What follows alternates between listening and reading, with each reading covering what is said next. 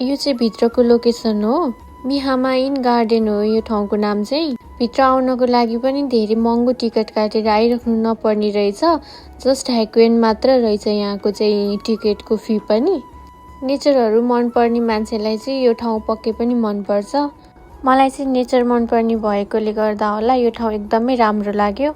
र अहिलेको चिसो मौसमले गर्दा पनि होला हामीले चाहिँ बिचमा जानुभन्दा पार्कमा जान नै बेस्ट अप्सन हुन्छ जस्तो लागेर यहाँ आयौँ।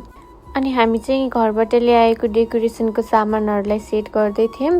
बिचमा चाहिँ मान्छेहरू ओरोदोरो पनि गरेर अलिअलि डिस्टर्ब त भइ नै राखेको थियो। तर त्यति क्राउडेड एरिया चाहिँ होइन रहेछ यो।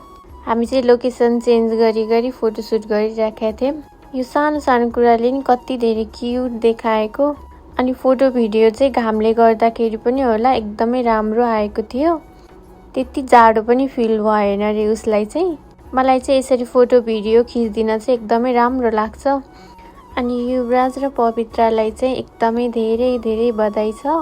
I am so happy for you guys and I can't wait to see you little one. Bye bye guys, thank you for watching.